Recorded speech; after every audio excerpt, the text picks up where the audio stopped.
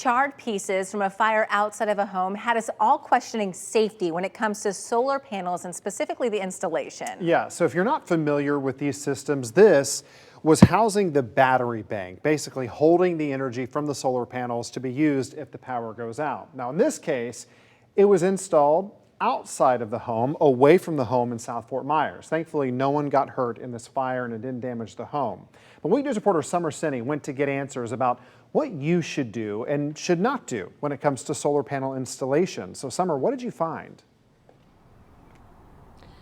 Corey, the experts told me you shouldn't rely on your knowledge from YouTube or try to have a family friend install these solar panels. Instead, you should go directly to a professional to make sure that they do the installation correctly. And that's because the experts that I spoke with suspect that this fire could have happened due to one of two reasons: a defected product or an inexperienced person installing the batteries.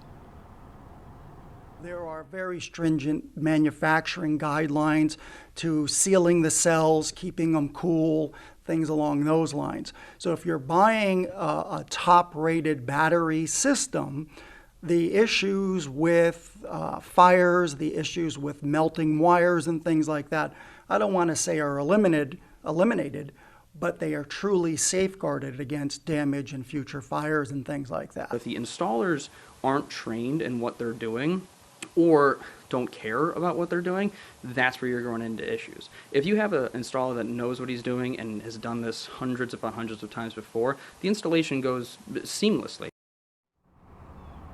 The South Trail Fire District told me the battery backups went into thermal runaway, which essentially means the batteries were exploding.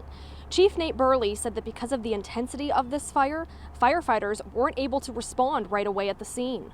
It really does create a hazard, and we do have to take a step back, similar to when there's an EV fire, because they require copious amounts of water. We were very lucky with this fire in that it was right down the road from a fire station. The crew was able to get there within a minute, and they were able to get water on it quickly. But it does take a lot more water to put these fires out. South Trail also told me that every solar panel owner should have a manufacturer's safety checklist that you go through every month, which includes making sure your solar panels are actually working properly and that those battery backups aren't emitting any type of smell. And while those battery backups do use lithium-ion batteries, Taylor, these batteries are not the same type of lithium-ion batteries that we see in possibly our electric cars or even our cell phones, right? Yeah, it's summer, but those batteries are still sparking fires, quickly spreading if they're not stored properly. We have reported at length on several fires caused by these lithium batteries. Last year, a fire broke out in this detached garage in Lee County from batteries that were charging. And take a look at this. North Collier Fire said an e-bike caused this fire at an apartment complex last year, where you can see all of the damage done to the lanai where that e-bike was sitting. Firefighters say these lithium batteries can explode when they are not used or stored properly. So firefighters say make sure you keep them in a cool, dry place away from that direct sunlight. Make sure you're unplugging the batteries from the charger once they have reached 100%. Do not leave them plugged in.